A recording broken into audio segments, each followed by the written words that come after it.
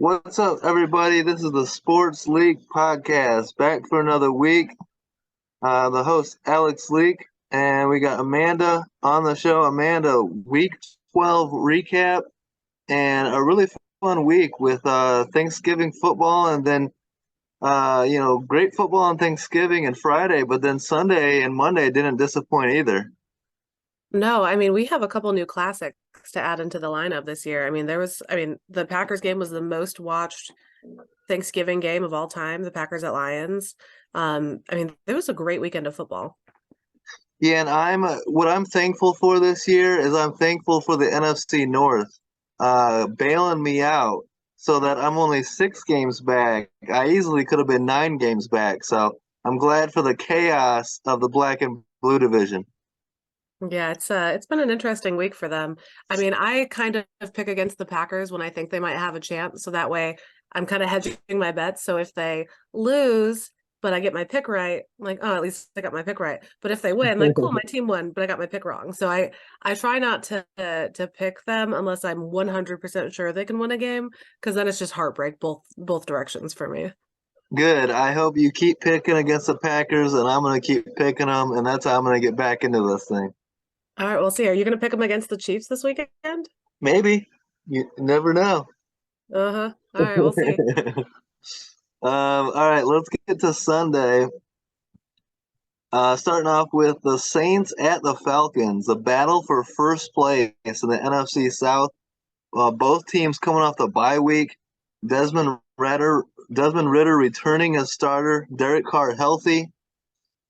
Um, we both picked the Saints here, not believing in Atlanta, not believing in Desmond Ritter. But maybe we should start not believing in the Saints. Like they are the most inconsistent team, maybe in football. I feel like it was a bad week for them. I mean, normally they're pretty inconsistent, but I mean, they were 0 for 5 in the red zone this week, which is atypical for them. Um, what's funny is there's a clip going around, a Ludacris song because he performed during the game of, move B, get it out the way. And there's video recording of Jameis Winston singing it to Derek Carr on the sideline. Do we think Derek Carr might be the issue, and maybe it is time for him to let Jameis step in? Maybe, like you said, it wasn't typical. I mean, Taysom Hill had a red zone fumble, and it's his first fumble loss since 2020. So maybe just some, bad luck in this game as well for the Saints. And as bad as it looks, they're 5-6. They're right there in the thick of things, to win that division. Still, we're still waiting for one of these teams, even the 4-7 Bucks go on a little bit of a winning streak, and next thing you know, you win the division, right? Yeah, I mean that division is very much up for grabs for any of the teams in it right now. Well, all but one. But it's a very close, mediocre race. It doesn't seem like anyone wants that division game. And I mean this week, I don't know what was going on with the Saints. Maybe they were, looking forward to their holiday dinner, but Carr wasn't on his A game. The receivers weren't catching balls. I mean, there was that pick six to Jesse Bates in the red zone. A lot of frustrations on that New Orleans offense. But I mean, the Falcons last year had some success with run first, and Mhm. they seem to kind of being aware of that all of a sudden. And I mean, they haven't been doing it all season. But they rushed for 228 yards this week, and I mean, it definitely proves to them that that's what they need to go back to, because they were successful with that last year, and they were successful with that this last week. I mean, they've got a great rushing squad, so they kind of need to stick to that, I think. Yeah, I agree. They need to run the ball, play defense, put less, pressure on the quarterback position, which is clearly a weakness to that team. But Jesse Bates is one of the best signings of the offseason, really. His fourth interception of the season ties a career high, and his second career pick six. He has been a great add to that defense. Yeah, I think I mean he obviously put up 6 points, which is, more than what they needed to win in this game. So I think um I mean Yeah. it's it's definitely a situation where they've made some of the right moves, but some of those larger roles, like the quarterback role, I don't think they've quite sorted out yet. Yeah, and if the Saints can clean up their turnovers, especially in the red zone, I think they'll be fine. But it is starting to get worrisome over there. You know, multiple games they should have won that they don't, and so we'll see if they can turn it around. But it might come down to Week 18, Falcons at Saints. So we'll see if if they get swept or if they can salvage the season in Week 18. Yeah, I mean the Saints are trying to fix things. They were working out kickers this week. The Packers ex-kicker Mason Crosby came into town Yeah. to try out. But I think a lot of their issues stem from their receivers. They had an average target separation of 2.4 yards against that defense. And the Falcons defense isn't great.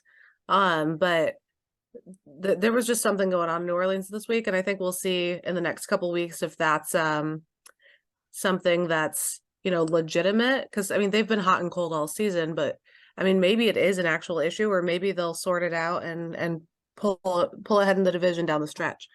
Yeah, and it could be some coaching too. I know Saints fans are not happy with Dennis Allen. And so we'll see if they can overcome that. Speaking of coaching issues, let's talk about the Steelers finally hitting 400 yards of offense, finally outgaining a team the week after firing Matt Canada. Do you think that's a coincidence or? I mean, there was a reason he was fired. I mean, I think it looks good. It definitely shows that, like, hey, this could be the issue. I mean, I think it would be sad if they only put up 200 yards of offense after firing the guy they blamed it on. But I Yeah, mean, they moved the ball well. It was their first time reaching 400 yards in 58 games. It's been since week yeah. 2 of 2020. Um, and I mean, there were some big plays which they have had issues with all season. I mean, 6 plays of 20 plus yards, and throughout the season, every time they try to go deep, I mean, it's an incomplete, it's a pick. So it was really nice to see them moving the ball so efficiently in this game. Yeah, there was like some new wrinkles to the offense, some new, creativeness that we hadn't seen in the past. So that was nice to see. And the defense played well. And for the Bengals, it's not like they ran away with this game. I mean, the Bengals were in this game, actually led 7-3 at halftime. And I was like, if the Steelers lose this is going to be a really bad loss. But um, if you're a Bengals fan, you fall to 5-6, and you have to be really worried. Feel like the season's probably lost with Jake Browning, right? Yeah, I mean, he doesn't have that explosiveness we're used to with Joe Burrow. And I mean, he had some beautiful throws in the game. I mean, a Yeah. deflective pass, Chase, I guess that was more the deflection that was accurate. I mean, that was a 31-yard run. So I mean, their offense is still firing off some big plays. There was only one bad interception in the game. But Jake Browning isn't a starting quarterback for, the reasons that we saw. He doesn't have that explosiveness on his feet, and he doesn't have that, quick thinking that Joe Burrow, he can see plays and make them. And I mean, Jake Browning isn't the guy, and they kind of knew that going into this. So I think it's kind of a scrap on the season for them, as depressing as that is. I feel like they're just trying to fluff the division's feathers at this point. Yeah, I mean, if Mahomes goes down in Kansas City, that's probably the season. If who's another good example? If Josh Allen goes down in Buffalo, that's probably the season. Aaron Rodgers goes down for the Jets, it's the season. Same thing in Cincinnati. Like you lose your star quarterback, that's it. That's usually the case. And the good news is you're going to have Joe Burrow probably a long career, and he's taken you to the AFC Championship game twice, which the Bengals haven't seen that much success in recent history. So one down year, I think they'll be all right.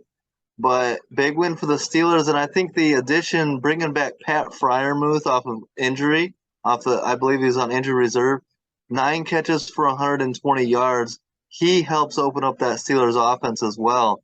So they get to 7-4.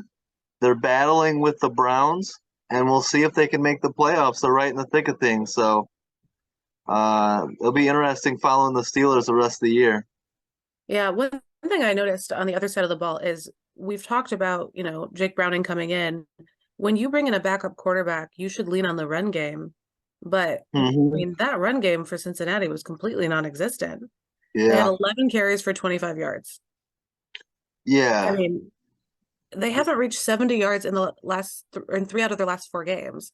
I mean, if you want any chance of pulling off wins with a backup quarterback in, you have to turn to the run game.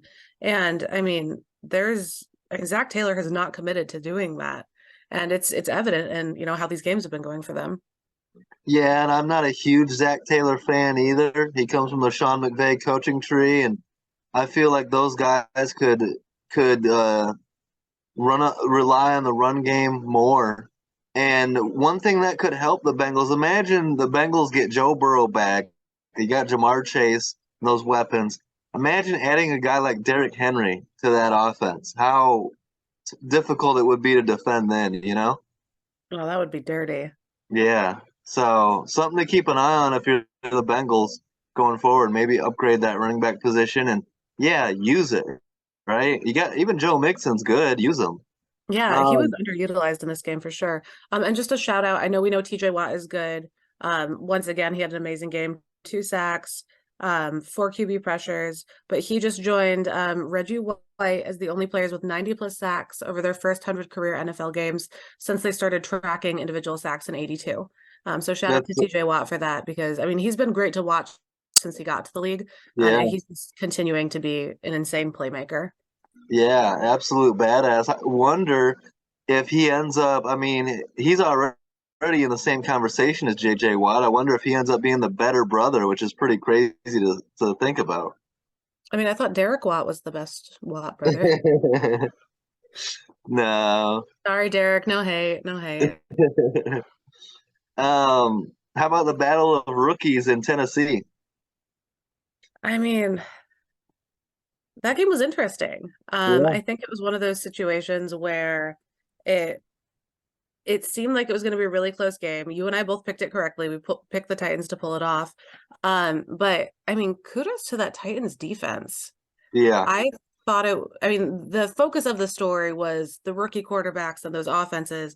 But I mean, man, that Tennessee defense, they played a really great game. And granted, the Panthers offense isn't anything to call home about, but they had some really, you know, solid attempts.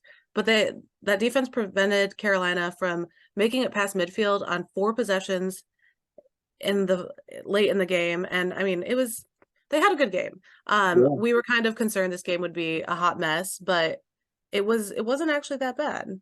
Yeah. We saw Bryce Young struggle. Yeah. How did you feel about Will Levis in this game? He was all right. I mean, Derrick Henry was the MVP of the game, Hmm. finishing off those drives with touchdowns, being the workhorse running back that he is, even at his age and how many carries he's built up over his career, he can still get it done. And he played a big role in this game. Um, I thought that, Will Levis looked better in this game, but, he's going to have his ups and downs. He was all right. Um, but to me, this boils down to the Panthers' offense and Frank Reich, right? And Frank Reich gets fired after the game. David Tepper, the owner, heard yelling like "fuck," like after the game, like he was very unhappy, and it was the right move. I think that it was obvious that Frank Reich was winless as the offensive play caller. Their only win comes with Thomas Brown calling plays, and I just feel like he gives that offense more of a threat, more of an explosiveness. And Adam Thielen, their one veteran go-to guy in this game, 1 catch for 2 yards. That's enough to get anybody fired, you know? Yeah. I mean, Adam Thielen is great. He used to be the bait of my existence in Minnesota. Um, but yeah, it's really sad to see players like that who are that good go to a team and just completely be underutilized and just kind of waste their career. Yeah, yep. And I mean, I would like, even in the offseason when he went there, it's like, what are you doing? I would have liked to see Thielen go to a contender and be playing in the playoffs, right? Yeah, he's fun to watch. I mean, even when he was, beating up on my Packers the past couple of seasons, he's very fun to watch. So you want to see him in, San Francisco or Yeah, I Buffalo think he or, would be a perfect Miami. fit with the Rams. Oh, he'd be a good fit there. Yeah, but yeah, Buffalo, he'd be a great fit. Exactly. Like there's a lot of places that could use a receiver like him. Yeah, So it's tough. Something, I mean, circling back to the quarterbacks, did you notice that both quarterbacks only played one half of the game? So let me clarify. So Levis, he completed 13 of 18 of his first half passes, 128 yards. And then despite having a ton of time to throw, he couldn't get anything going after the halftime. On the yeah, opposite side of the ball, Young, he was 8 for 16, 80 yards at the half. jeez. So he had did nothing in the first half. And then the second half, 114 yards, 10 for 15. He was using his legs, he was moving. It was very interesting to me that they both only played one half of the game because you got a really good contrast of like the kind of the rookie situation and their talents, but also like what happens when they're in the limelight, because it kind of got to Will after the half. He was like, "Oh, I'm playing really well," and he kind of pulled off the gas a little bit. Meanwhile, Bryce Young had a rough first half, and then he came back and tried to like fix it in the second half. So it was kind of interesting to see how their mentalities changed at the half. Yeah, it's interesting with young quarterbacks and even average quarterbacks. You see it a lot in the league where quarterbacks will play a bad half and then play better, or a bad three quarters even, and then play an excellent fourth quarter, or put up 21 points in the first quarter and then do nothing the rest of the game. And that's always very confusing as fans to look at the game and the box score and be like what happened? Did you just stop trying, or did the defense just decide, no, you're done now? It's so weird when it happens like that. Yeah, I mean, this game, I don't remember the exact ranking, but I know it was in the top 10 games of the season of quarterbacks taking the most time to throw the ball. So they weren't Wow. under that much pressure. I think it was the ninth longest time to throw the ball on average of any game this season. Um, but you see, that number and you would like think, oh, okay, they had all this time in the world to throw the ball. Their receivers must have gotten open. No, it was a 17-10 game. Like it was, yeah. So some Yeah. of the stats in this game look like it would be, a great shootout, and it was not that. Yeah. Just one of those games, two teams that aren't going anywhere. The Panthers' worst record in football. And shout out to Sheena Quick, who is the Panthers insider, who was all over the firing. She pretty much, when I saw her tweet that about David Tepper, it's like, okay, I bet this is it for Frank Reich. And then the next day, he's fired. And then she tweets out like, "I'm thinking we're not done yet." And then you see Josh McCown get fired and Deuce Staley get fired. So the Panthers really kind of cleaning house, and we'll see who they hire, going forward. But I said it in the offseason. I didn't think that Frank Reich was a good hire at all. We saw him struggle in Indy with name the quarterback, right? Whether it was Matt Ryan, Carson Wentz, Andrew Luck, like whoever, it wasn't a good fit. And so it's just nice to, kind of. I saw it coming, right? I don't think Frank Reich is an NFL head coach. Maybe he's an all right offensive coordinator, but based on what we saw as offensive play caller in Carolina, why would you take the chance on that either? I think he should go back to, it's like you're a quarterback coach and then you're actively hurting Bryce Young's development. It's a really, really bad look. Yeah, but I mean, also other than I don't know, like look at that O line. They've got one of the worst O lines in the league. They don't Yeah, have a ton of reliable, people downfield to catch the ball. I think yeah, Bryce Young is just not. He doesn't have his crew around him that he needs. So regardless of what plays were called and who is, making those calls, I don't think the team has enough weapons for them to be a contender anyway. So not to take any, of the hot seat off of Frank Reich. And I mean, you're absolutely correct. Sheena has been completely on top of things, and I agree with her. I love following her and seeing her Hmm. posts. But I mean, that team has just not done anything to provide Bryce Young what he needs for that team to be successful. Yeah, and on top of that, so you have to move. You give up. You got the worst record in football, and you don't get the number one overall pick. You had to give that up to go get Bryce Young. On top of that, you had to give up your best pass catcher in DJ Moore, and he's going for 1,000 yards and having success in Chicago. So as a Panthers fan, it's really hard to see any positives here. You gotta hope that you get a new head coach and Bryce Young develops, but it's like we don't have the pick, we don't have the weapons. It's like how are we gonna get better? And hiring Frank Reich was just a cherry on top. So a lot of people are calling for David Tepper's head, and we'll see. I mean, I mean, but you and I were talking about like him being an owner, and I mean, sometimes it's tough to be a Green Bay fan when, if something goes wrong, there's nothing you can do. Like yeah, there's no one to blame it on. It's not an owner situation. Like it's a well, whole long committee fire all the process. fans, fire all the fans that are owners. Yeah, but it's a committee, like it takes forever to like for any of those big changes to come through. But I mean, Yeah, you and I were talking what what happens when an owner doesn't know what they're doing, but they're the ones bringing the money to the table. Like when they yeah, come in with all these bad ideas and kind of force them. I mean, I saw a post calling him the worst owner in the NFL because he traded away, a ton to force Reich to take, the wrong quarterback, gave the yeah, wrong quarterback nothing to work with. He fired him mid-season after, you know, couldn't make it work, didn't win games. I mean, this is our fifth head coach in 4 years in Carolina. I mean, since he took over ownership of the team, they're 30 and 63. yeah. And I think it all. I mean, it's tough to say, and I think it's also too early on Bryce Young too. And uh, like you said, you got to get some more talent around him, better O line, better weapons, and until you see for sure what you have with Bryce Young. When And when it's a I call quarterback. him when I call him the wrong quarterback, it's not because I don't think he has talent and potential. It's because apparently they wanted CJ Stroud Yeah, and then got talked into drafting Bryce Young instead. and I think David Tepper was the one that did the talking. And so Yeah. again, it's on That's why I'm saying ownership. quote unquote wrong. I mean, Bryce Young has a ton of potential. I think in the right situation under the right coach with the right team built around him, he could be an Yeah, elite quarterback. But when I say wrong, that's what I'm referring to is that they went against who they wanted to do right by this owner who doesn't know what he's doing.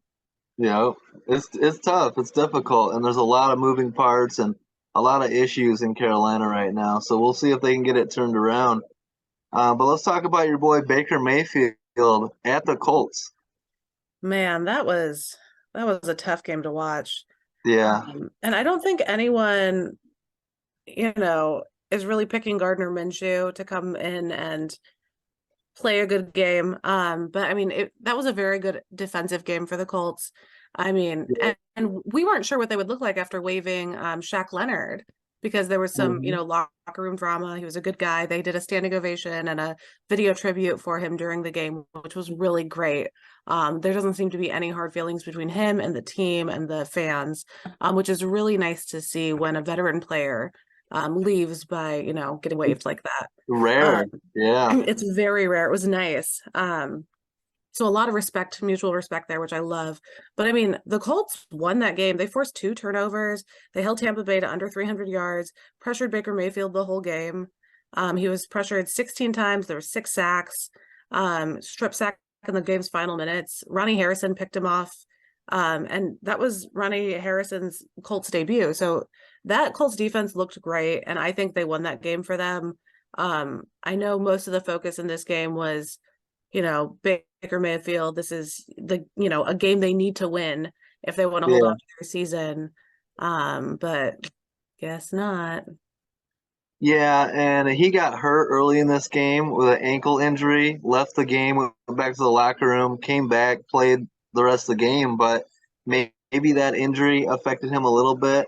Good job by the Colts defense, and but I think it's this is just one of those games in the middle of the regular season, and I think the injury probably played a role. Good, but the Bucks are 4-7, and the big thing that sucks for Tampa Bay is they are struggling. They've lost 6 of their last 7. But all that being said, they're only a game out in the division.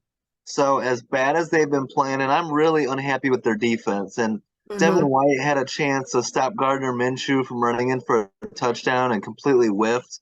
It's like, come on, there's too much talent on that defense, and I think that's a big reason why they've lost 6 out of the last 7 is their defense more so than their offense. And so I'm still rooting for Tampa Bay to get this turned around and find their way into the playoffs and start playing better football. But for Indy, 6-5, 3-game winning streak. I'm also not buying that either. I think they're the third best team in that division, behind the Texans and Jags.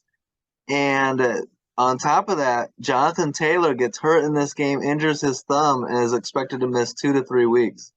That sucks too because he had a really good game. He was, kind of getting into a bit of a good rhythm. He's been more productive. I mean, there were Hmm. multiple plays in this game where like the play looked like it was done, and then he pushed another 3, 4, 5, 6 yards out of it. Uh, Yeah. so that's going to be a hard hit for the Colts. Yeah, we'll see if Zach Moss can, fill in the way he did early in the season. But end of the day, I don't think this Colts team is a playoff team. And we'll see. But give me, put the Texans in the playoffs before you put the Gardner Minshew led Colts in. Come on now. Yeah, I mean, technically, right now they're the seventh seed in the AFC. Yeah, I don't like it. Someone do Yeah, something about this. yeah. I'm looking at that division. That's not who I'm picking to win it. But we need to see Yeah, more productivity out of some of the other teams. absolutely. Um, how about the Super Bowl rematch? Your New York Giants beating the New England Patriots. Why did I claim the Giants here? Hold up. That's not my New York team. Because you have a But Tommy DeVito jersey in your closet. Jesus Christ, does anyone have a Tommy DeVito jersey? Like, do they make Do those they even yet? sell those? I don't know if they sell those. I mean, pick the Giants here to win. But honestly, I tapped out of this game. The first 10 possessions were 2 interceptions, a fumble, and 7 punts. I turned Yeah. off. Like red zone forced me to watch a field goal at one point, and that was enough for me. I mean, the collapse in New England continues. I mean, it was just awful. There's nothing to call home about in this game. I mean, there were some strong defensive plays, but man, those offenses were a wreck. Yeah. I was rooting for a 0-0 tie. The two worst scoring offenses in the NFL duking it out. And this game just shows you how bad New England is. Mac Jones benched for the second straight game, benched at halftime after 2 terrible interceptions. Bailey Zappi comes in, doesn't do much better. Again, throws an interception in the triple coverage. Like, what are you doing? And then, despite all that bad, kicker Chad Ryland, the rookie, who they drafted in the fourth round, had a chance to tie the game and send it to overtime, misses a 35-yard field goal. Like, we talk about Cody Parkey's miss from 42. From 35, like, come on. And so the Patriots, as bad as Carolina is, the Patriots might be the worst team in football. Yeah, I I don't know. This game was just really upsetting to watch. I mean, and what's going on with New England? So I know they're awful, but how are you gonna say Mac Jones is gonna start and then bench him multiple weeks in a row? Like, have they made a call for this coming week? Are they just going No, to I don't continue think they starting Mac and know. then benching him mid-game every week? Is that just we've got a first half quarterback and a second half quarterback now? I think that it's so bad that they literally like Bailey Zappi sucks, Mac Jones sucks. They don't have a third stringer. They cut him. Like they have no talent at the position, and I would start Bailey Zappi. I would, but uh, because those two interceptions from Mac Jones were just so bad that I would go with Bailey Zappi. But no one's any good over there, and No, neither quarterback completed a pass 8 yards or longer the entire game. yeah, I would consider at this point maybe starting a wide receiver at quarterback, like something new. Get a punter in there. Yeah, something. Yeah, It's terrible. it's bad. I mean, Jalen Hyatt was a kind of a bright spot for the Giants in that for the offense. I mean, third round rookie had the best game of his career so far. He had 5 catches on 6 targets, 109 receiving yards. So he, kind of stretched out the field for them a little bit. And he, he's shown that he can grab a couple deep balls here and there. So, DeVito can throw deep, and his accuracy is looking a little bit better. So I mean, maybe they'll be an interesting pair to watch going forward if DeVito stays the guy in New York. I think they're gonna draft a quarterback, but they're on a 2-game winning streak and going into their bye week at 4-8. I mean, we thought this was one of the worst teams in football. It still is, but somehow they've rattled off 2 wins in a row. So uh, they're better than the Patriots. I'll say that, and we'll see if they can be scrappy and win a couple more. I mean, 6-11 is at least somewhat respectable. So. Yeah, I mean they definitely get to play with the pieces that they have right now. I mean, the season is lost at this point, but they can kind of work out their kinks and kind of duke out the first stop in the lineup for next year before they go into that draft and just see what pieces they actually need and who they can build around. Yeah, I think Daniel Jones is gone, one way or another. So they're going to end up getting a quarterback, and we'll see, what happens there. But let's go to a game that is actually fun to talk about, and that's the Jags at the Texans. How impressed were you with this game? That was such a fun game. I think it was a Mhm. great way to kick off Sunday. I mean, it was, the AFC South throne. I mean, it was a great game. Jacksonville was really fighting for a spot there, and they wanted to pull this one off and kind of claim the top of that division. And Trevor Lawrence did have some mistakes in this one. I mean, there was that third quarter interception led to a Texans touchdown. There were some other missed throws that were a little suspicious. But there were some really beautiful plays with Calvin Ridley and Christian Kirk. Yeah. And then he ran in that touchdown, two other second half scoring drives. It was a great game for Trevor Lawrence. And on the other side of the ball, CJ Stroud.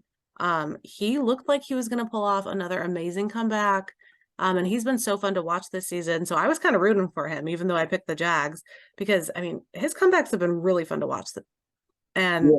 I Yeah. kind of would have been okay with it. Yeah. But the Jags defense, they stayed on to him. So it was a great back and forth game. I really liked it. Josh Allen's sack of CJ Stroud towards the end of the game, that was a beautiful sack. Definitely helped kind of define what Jacksonville is doing on defense this year. Yeah, they were like embarrassed after. Remember, in I believe it was like week 2 or early in the season, they got beat 37-17 in Jacksonville. So they were embarrassed and fueled by that and saying we can't get swept. It's an opportunity to take a 2-game lead in this division and show who we are. And they played well. They got out to a 10-0 lead and hung on to win. But this was truly a game of inches. And one thing you can say about CJ Stroud is he is clutch as hell. And coming off that 3 interception game, all eyes on him to see if he was going to have a turnover game again, and no turnovers, and 3 touchdowns combined. So really good football from him. And then I think that so an interesting decision at the end of this game. It was a 4th and 12, and D'Amico Ryans decides to try the 58-yard field goal with Matt Amendola. but Matt Amendola had missed a 50-yarder already earlier in this game. I think I would have gone for it on 4th and 12 rather than kick that 58-yarder. It almost went through. It was dead center, but it hits the upright and bounces back and missed it. Would have sent it to overtime. But, you know, when you have CJ Stroud and he's been so clutch, I think you almost got to run CJ back out there. What do you think on that decision? There were a couple D'Amico Ryans calls that I was questioning throughout the game. Um, Mm-hmm. Early in the fourth quarter, they were down 10. They went for it on 4th and 1. And 4th and 1, you run the ball. Like we have learned this and seen this year after year. But he threw it. And I Yeah. mean they've done it on 3rd down already and it failed. So 4th and 1, you would think like, okay, well, let's run it because my last pass didn't work. Nope, threw it again. Just a yard. I mean, come on, QB sneak, something like what are we doing? Yeah. So I had a lot of questions in this game. So I almost feel like this comes down to the play calls that were being made way more than the Texans offense or defense. I mean, they worked with what they were given. But when you're being told to throw the ball in a situation where you should run the ball to get the first down, I don't know what's going on there. I sense that there was probably some tension after this game between the coaching staff and the players.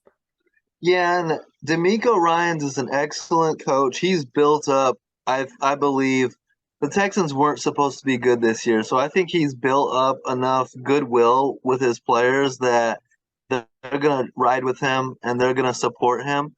But this is why I harp on so much experienced head coaches that I trust and believe in because of their situational decision making. And this is exactly what I'm talking about. 4th and shorts late in the game that you got to have. And when the game's on the line, either kick a long field goal or go for it on 4th down. That's where even proven veterans like John Harbaugh have fucked it up quite a few times in the past. And so I'm very picky about the right coach in those situations because those decisions can win or lose playoff games. And this would have been such a big win for the Texans too. This would have put them in first place in a sweep over Jacksonville. But D'Amico, I believe he's a good young coach that is a rookie and learning on the job. And so maybe he would go back and change some of these decisions, in hindsight. But a hell of a game. And we've talked about this. You remember Cowboys, Eagles, and games throughout the season. This is why we love the NFL because it truly is a game of inches. Yeah, I mean, there's some things that you see in a first year coach that are just because they're a first year coach. I Yeah, do agree with you. I'm not saying that the players are, starting a mutiny or anything against him, but I can sense some frustration there. I mean, 12 men on the field for a punt return. They had to burn one of their timeouts that they definitely needed. yeah. So I mean, yeah, it was just a couple stupid things, and I'm sure those are things that they will correct and keep an eye out for moving forward. But that Matt Amendola kick, I mean, his longest make is 49 yards. Yeah, and he had Like, already missed a 50-yarder, and it's not like he's a proven kicker. Like I wouldn't trust Matt Amendola from 45 to be honest. Like give me CJ Stroud in that position. yeah, I mean, the longest of his career was 9 yards less than that. Like, I mean, come on. Yeah. But I mean, I'm sure coach had his reasons, and I uh, think I'd rather have Danny Amendola kick that. well, yeah, but but I mean, the future's looking bright for both of these teams. I mean, I Yeah. can't I can't really say anything bad about either team, honestly. I mean, it was a scrappy matchup.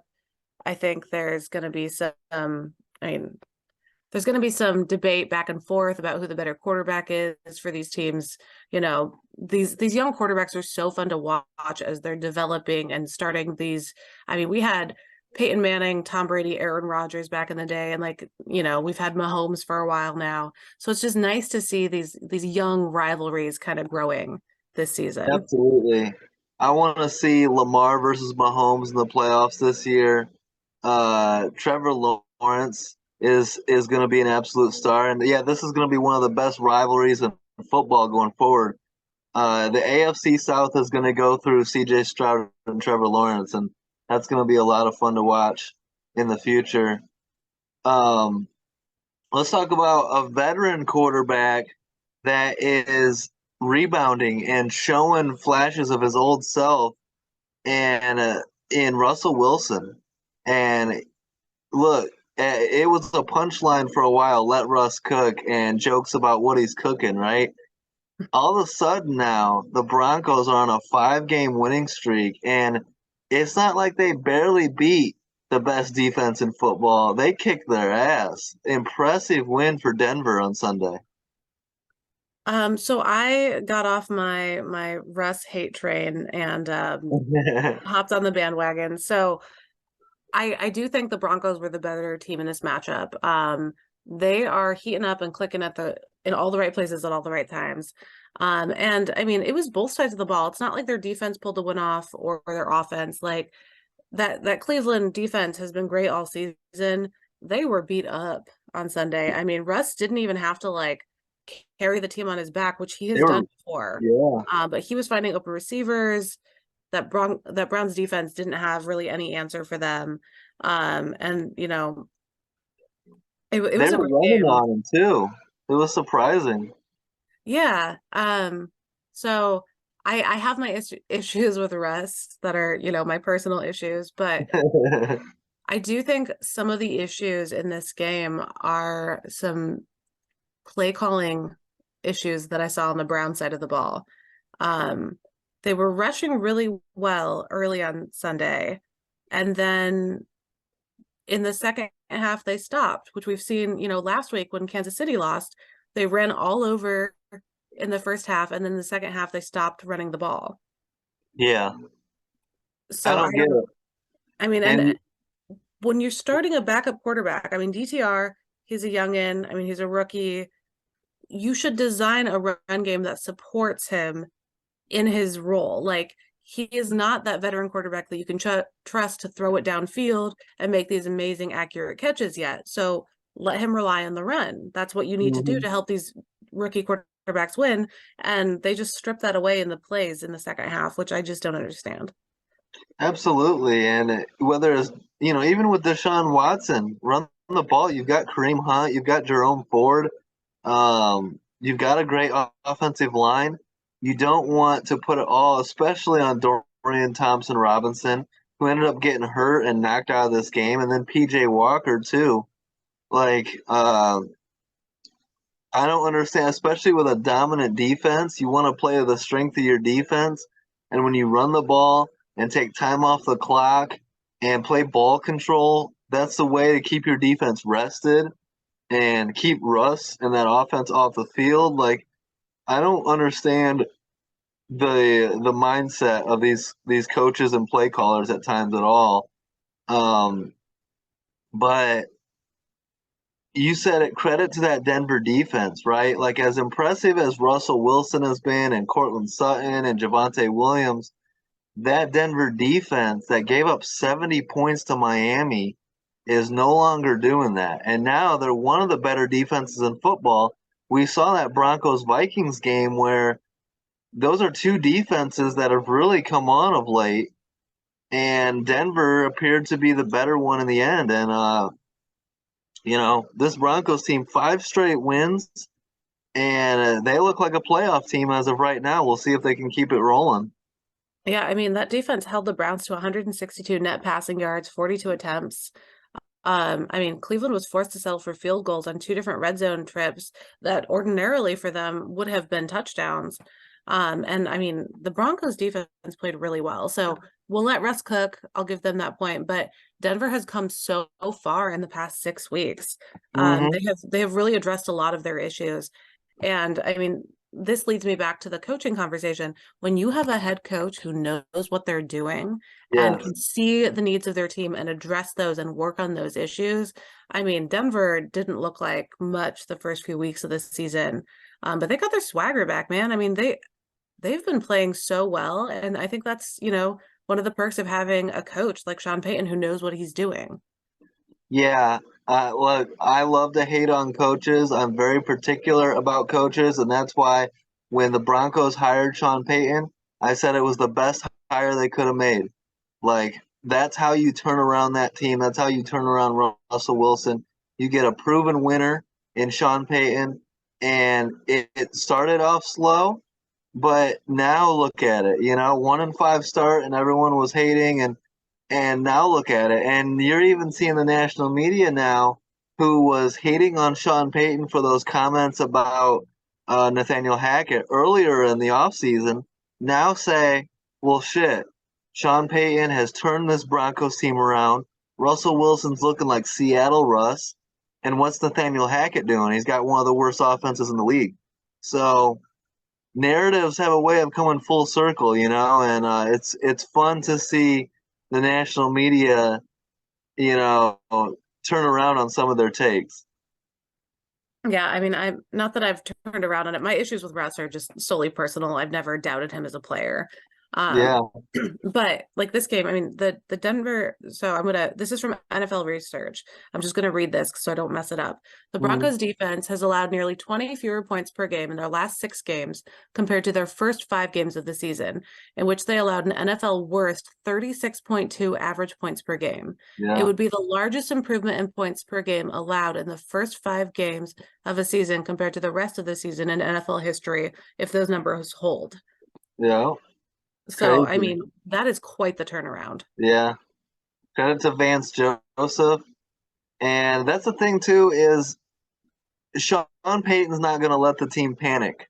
And that's where the steady hand, the proven coach, the guy who's done it for since 2006. So like, so many years, like 15, years and in the league. And he's not going to let the team panic. He's going to be the steady hand and say, look, slowly we're going to chip away at this thing and get better. And that's exactly what he's done. And this Broncos team is going to be dangerous if they keep this going. Like, no one wants to face this team in the playoffs.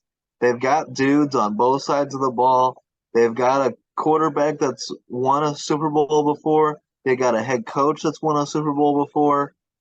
Like, let's wait and see. And they kind of have Kansas City's number too. So how much fun would a Chiefs Broncos playoff game be right about now? Well, I mean, they've split the series, so it would be a quite the fiery matchup. Yeah. Um, let's go Rams Cardinals. I picked the Cardinals here, and you know, I'm not a big fan of the Rams. I think the Rams they're 5-6 now. They're still in the hunt to make the playoffs. I'm not a believer in the Rams. And I thought the Cardinals would play better than this. I mean, we've seen Kyler Murray in his first start get that win that we didn't expect him to. They were competitive against the Texans, but they just didn't show up and really got their asses kicked and weren't competitive at home, losing 37-14.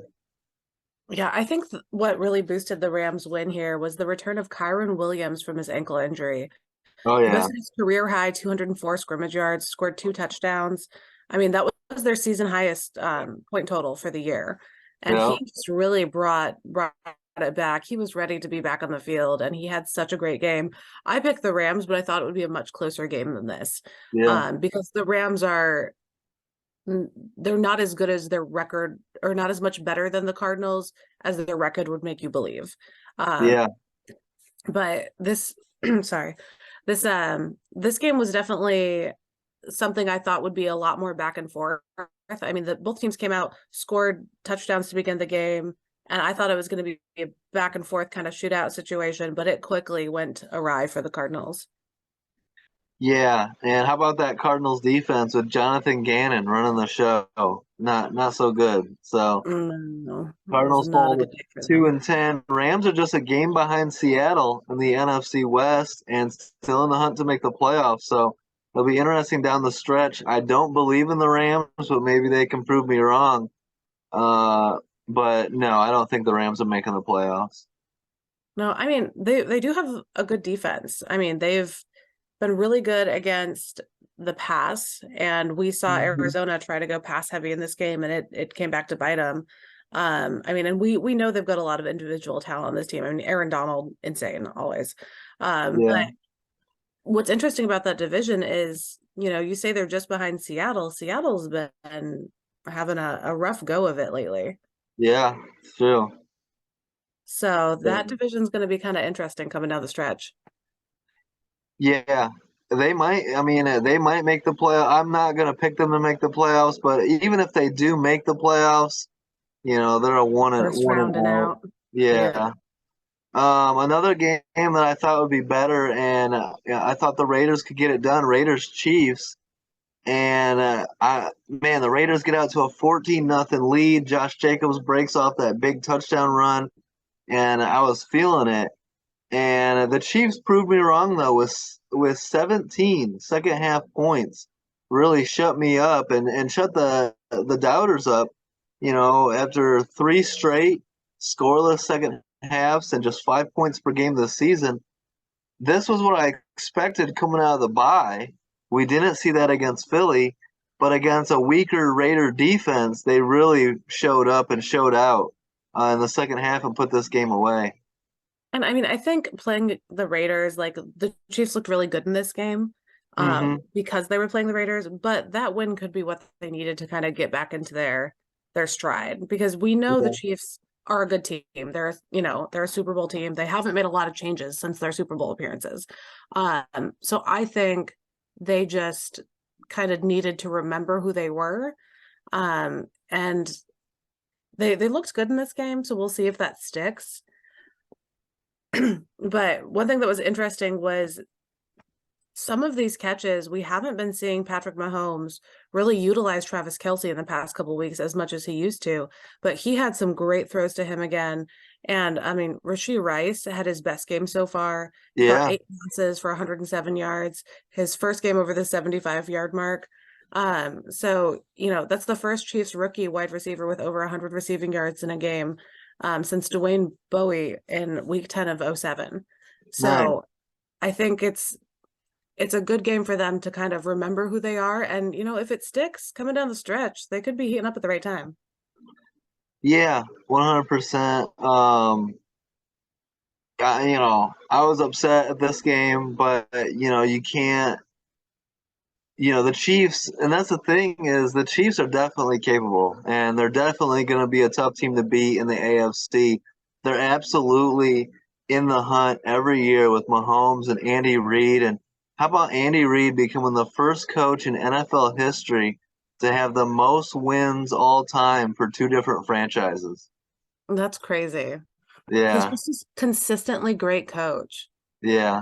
And some people kind of took him for granted at times in Philly, and you're definitely not seeing that in Kansas City. And it helps to have a quarterback like Mahomes, but still, I mean, he developed Mahomes to get to where he's at now, uh, and we'll see. I think it's going to be something to keep an eye on, though, if the Chiefs receivers can consistently catch the ball, especially later in the season, especially in the playoffs. So that's going to be a big storyline. But they showed up, and maybe Rashee Rice is one of those guys that can.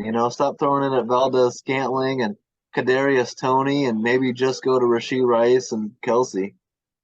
I was just going to say, I mean, looking at the conversation about the Chiefs last week versus this week, last week it was all about the Chiefs receivers can't catch, they're garbage. And I mean, MVS had one reception for -1 yard in this game. They did not even use him in this game. Yeah, But, I mean, yeah, I think they learned their lesson from last week. I mean, Justin Watson had a big drop last week as well, one reception for 3 yards. yeah, So I think they're learning from their mistakes. And I mean, Mahomes just set the record for the most games with 2+ touchdowns in a player's first 7 seasons with 66 games. So I mean, we know he's good. But what's funny is I had picked the Chiefs, but I wasn't sure based on last week's play. And Max Crosby is a rough matchup for Patrick Mahomes. yeah. So I was kind of waiting to find out if he would play or not, to potentially swap my pick over before the game. And you messaged me, you're like, hey, he's playing. Are you switching?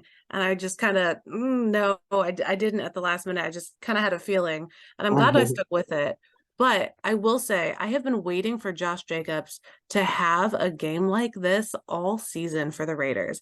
That Yeah, 63-yard touchdown run, it was beautiful. yeah. We all know he's capable of that, and the Raiders need to feed him and give him more and more opportunities to do that.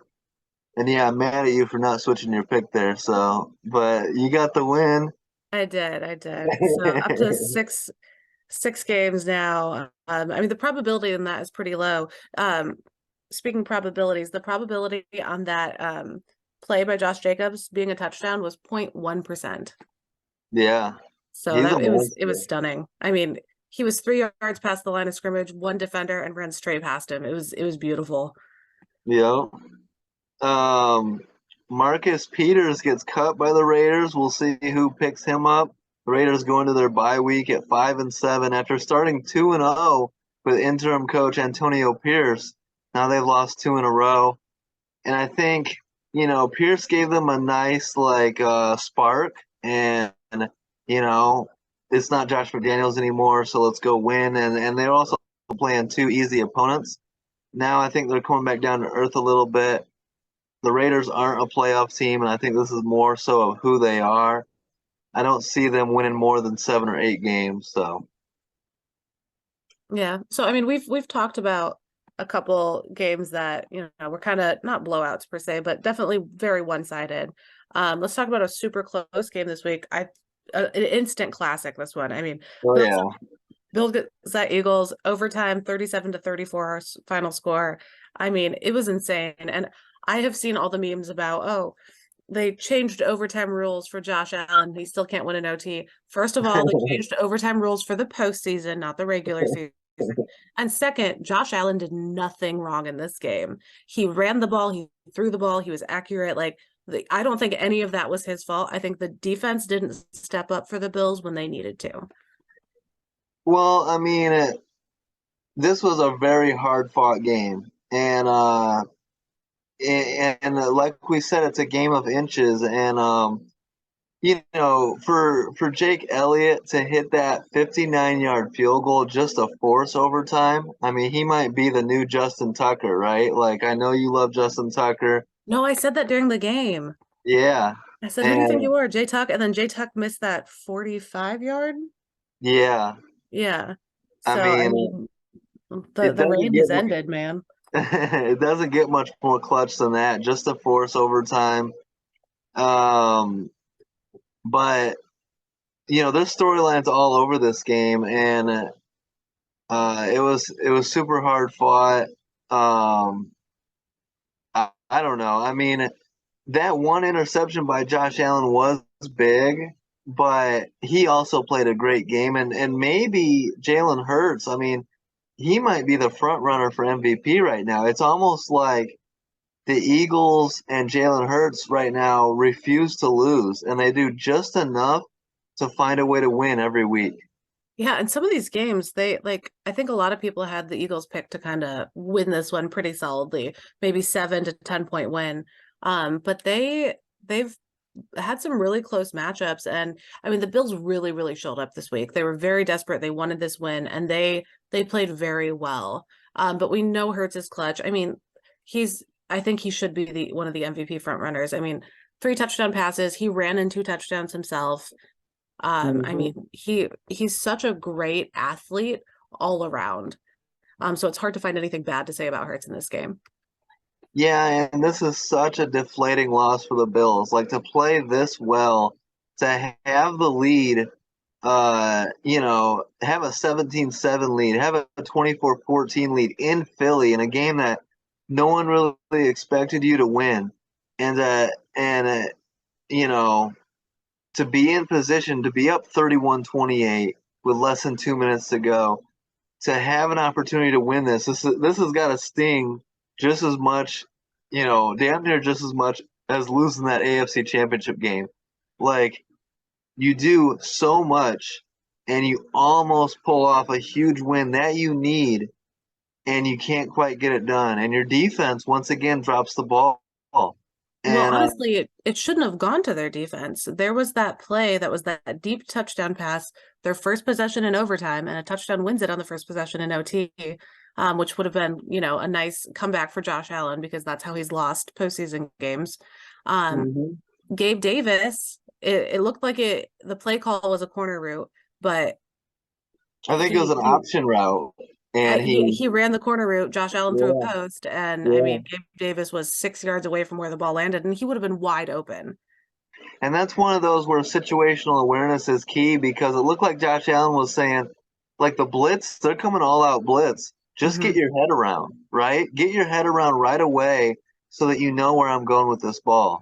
Yeah, and the ball was in the air for so long, he could have adjusted if he had looked back. Yeah, So I kind of want to put this on Gabe Davis more so than Josh Allen. I mean, he did have that one pick, but some of these quarterbacks who can throw these amazing games and win games do have high interception numbers. I mean, we've seen some quarterbacks who have won Super Bowls with record interception numbers in a season. So I try not to hold that against him too much, especially in a game like this. I mean, he was running for first downs, he was dodging tackles, he was throwing beautiful passes throughout most of the game.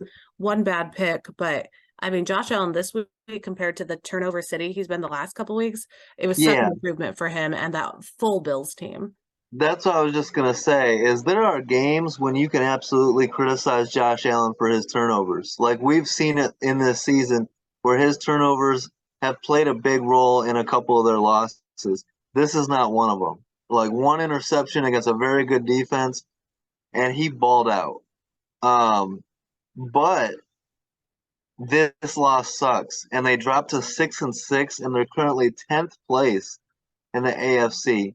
The Bills are your AFC team. Do you still believe in them to make the playoffs, which is a crazy question at this point in the season? They're going into their bye week, and their next three games are at the Chiefs versus the Cowboys at the Chargers. They need to win two of those three at least, right? I mean, they're gonna have to at this point. Yeah. Do you think they make the playoffs? God, I hope so. I love postseason Buffalo. And wouldn't it be crazy if no Bills, no Bengals, right? I mean, it would be a crazy year, but I think the Bills can pull it together. I mean, if they play their upcoming schedule like they played this week, I know that Yeah, was a heartbreaking, crushing loss for them, but I mean, the Eagles are one of the best teams in the NFL right now. If yeah. they can play their next 3, 4 games with the same amount of, energy and accuracy that they played this one, I mean, they Well, could they could pull it off. well, what I'm worried about, so they're 6-6 and going to Arrowhead after the bye. That is going to be a tough game to win. Like I'm looking for wins here, and at Chiefs, that's a tough one. I think the Chiefs win that one. And then you're 6-7, and is that pressure too much? But versus Cowboys and at Chargers, those are both winnable.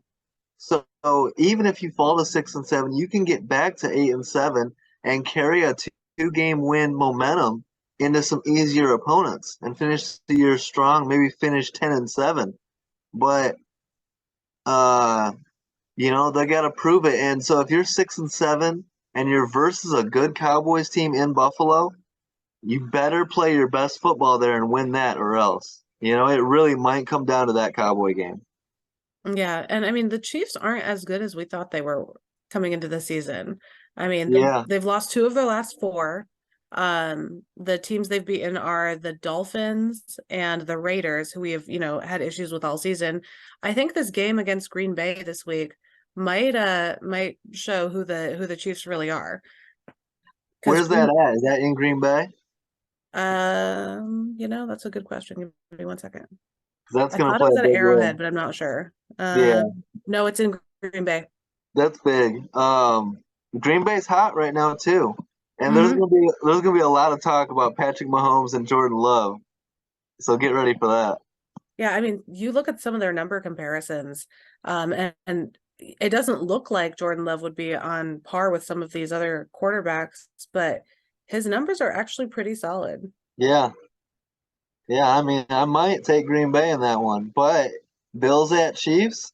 I think I'm leaning Kansas City there. Okay, maybe we disagree on that one, but we'll get to that later. Let's talk Ravens at Chargers.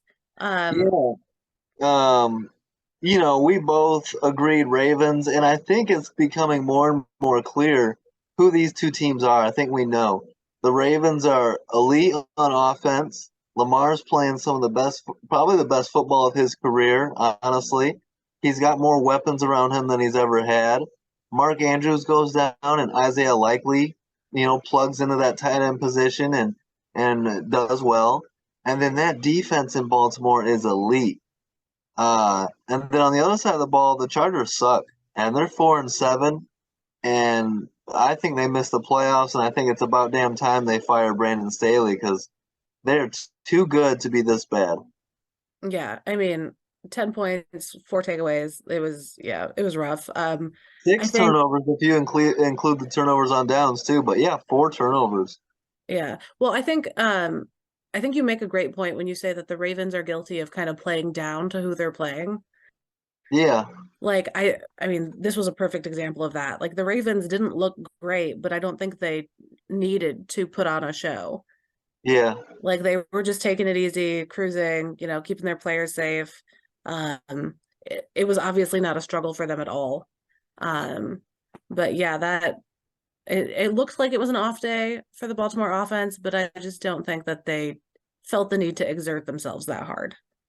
And I hope that they keep it up because home field, the number one seed for this Ravens team, could be so valuable, and make teams come into Baltimore, which we've seen in the past. Baltimore's a hell of a home field advantage, especially with an elite defense and Lamar. And so you want to have home field. You don't want to. No one wants to go into Arrowhead in January. So the Ravens, they're the number one seed in the AFC right now. They need to keep their foot on the gas because whoever gets that one seed is a huge advantage. Yeah, and I mean, we're still seeing some very positive things developing. I mean, Zay Flowers is continuing to get even better. Yeah. The only thing I would be concerned about for Baltimore is Justin Tucker, which is super weird. I Yeah. mean, wide left, kid.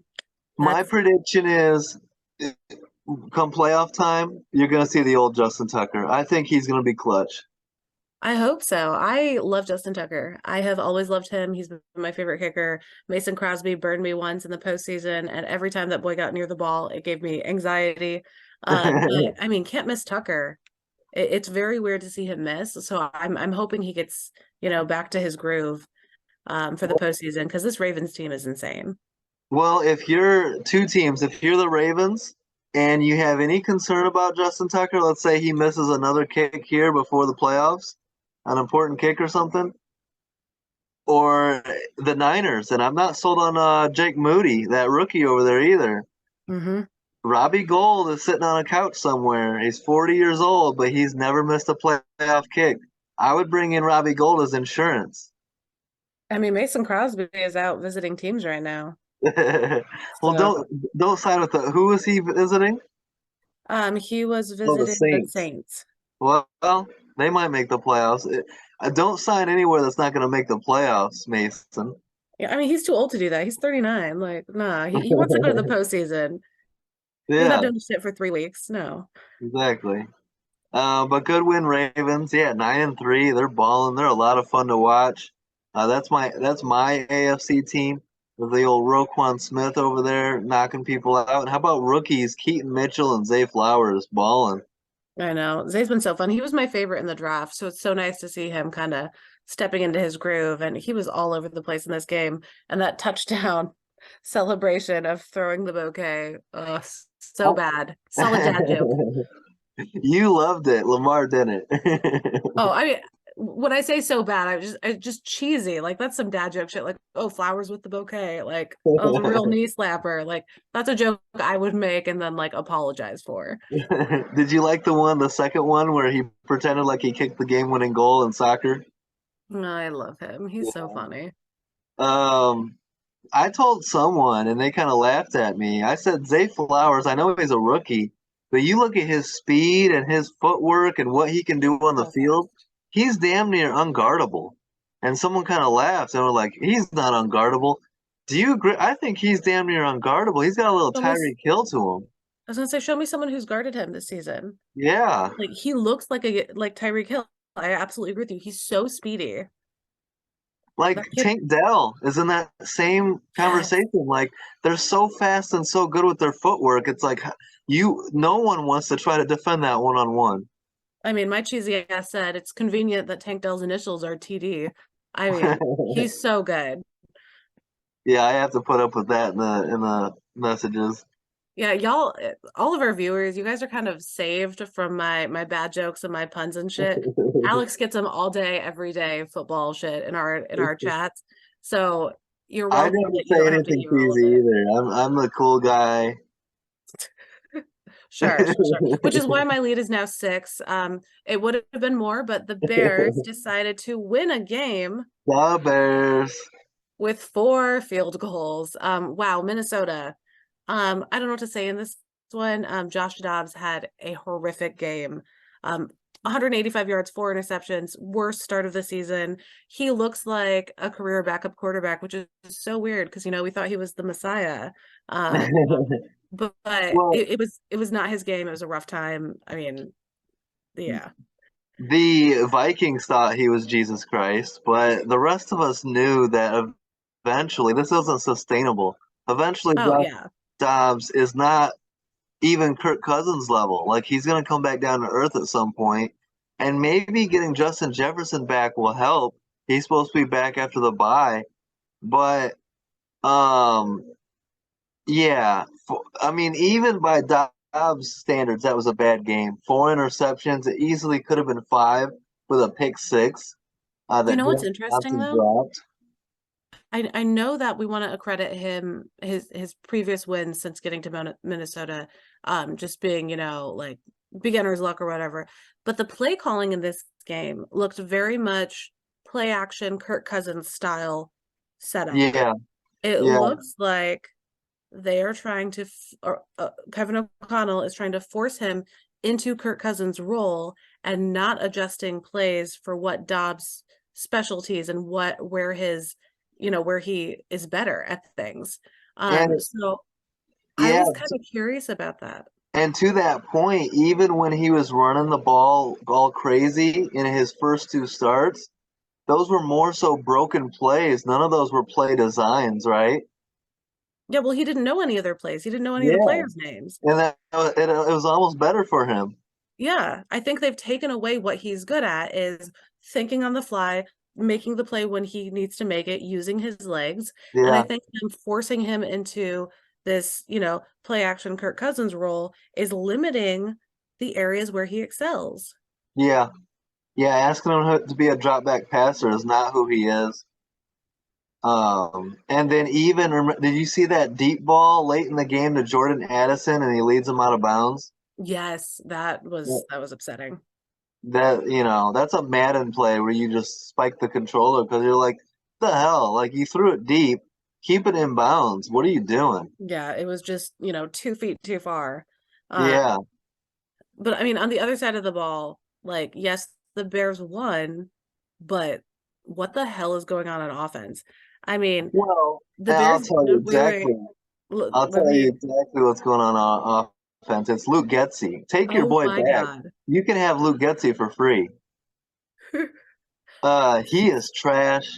Eberflus isn't much better, but I'm gonna be glass half full here. Justin Fields, I thought honestly, played a pretty damn good game. Like Yeah, honestly, he you're completed going up. his first 12 passes without an incompletion, which Yeah, is the longest streak for in Chicago since like the 80s or something. yeah. Like in Minnesota against a pretty damn good defense. Daniil Hunter and that D line, right? Hmm.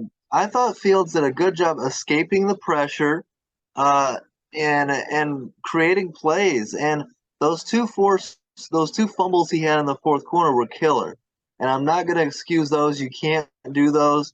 Those suck, and they should have cost him the game, honestly. But to get the ball back, come off those 2 turnovers and be clutch. Put those turnovers behind him and focus on that final drive. and make plays happen and hit DJ Moore and get into field goal range and win the game, we also have to give Justin Fields credit for that.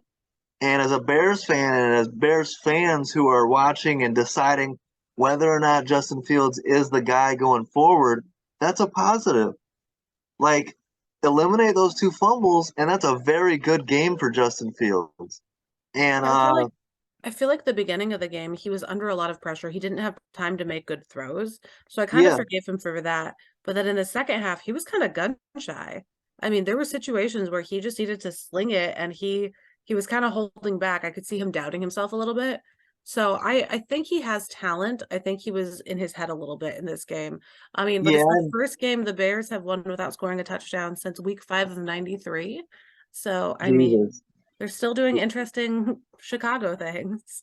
Well, and that's I've been saying that forever. Like, that doesn't bother me. That's Bears football. Bears football has been ugly forever, and this is another reason I don't want to go to a dome. Like, Bears football is ugly. It's meant to be played in the mud and the rain and the snow, and offense is optional.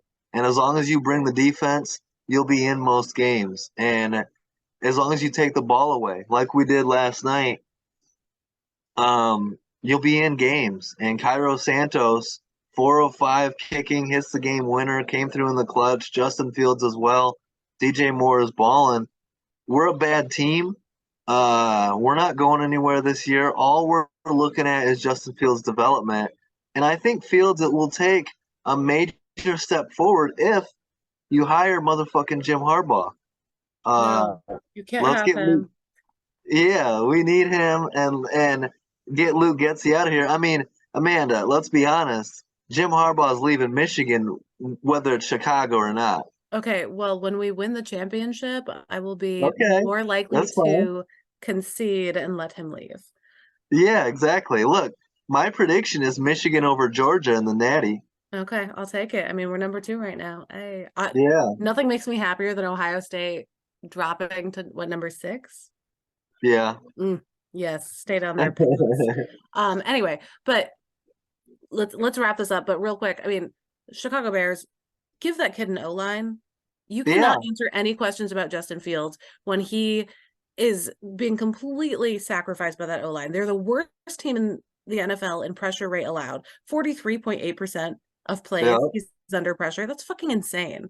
I mean, it was so visible in this game. They allowed 23 pressures, 3 sacks. I mean, Fields was running everywhere. I would be in my head too, honestly. yeah. So the Bears can't do anything. Justin Fields can't do anything until they address that issue. Yes, it's all tied together. O line, add some talent to the O line. Also, get a much better play caller. Getsy's ass. Get a much better offensive play caller because those offensive play calls will help the O line, and those play calls will help Justin Fields get the ball out quicker too because he'll be more comfortable with what he's seeing. Right? Yeah. People will be more schemed, more open and quicker, and all that. And then he'll get in a rhythm. All that is tied together. So absolutely. And real quick for the Vikings side, this is a really tough loss for the Vikings because they were 6-4 2 weeks ago, and now they're 6-6. And this was a game they absolutely should have won. They feel like they should have beat the Broncos and choked that one away. This is a game that the Vikings fans are going to be like, "What the fuck? How do you lose at home to the Bears when they kick 4 field goals?" Right?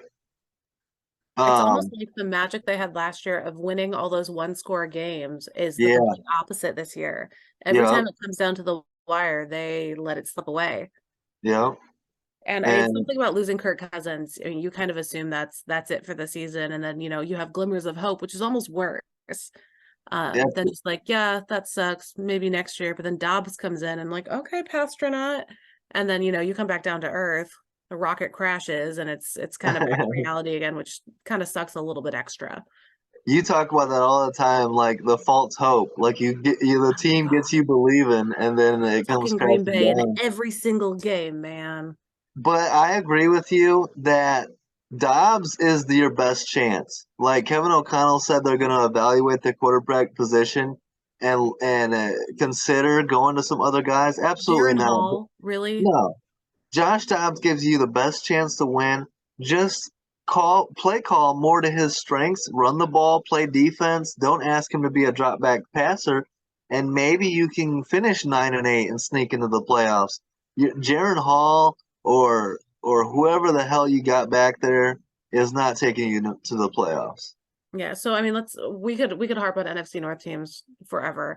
Yeah. Let's talk about Thursday night this week. We've got the 6-5 Seahawks going into Dallas, the 8-5 Cowboys. I mean, Thursday night, two teams who both played last Thursday on Thanksgiving, very different outcomes.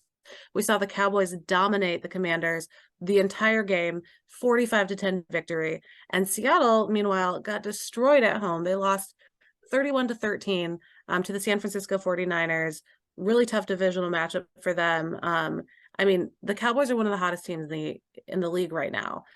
They've been blowing people out. The only thing that's kind of, tough for them right now is they had that pretty messy loss to the Eagles. How are you feeling about this matchup?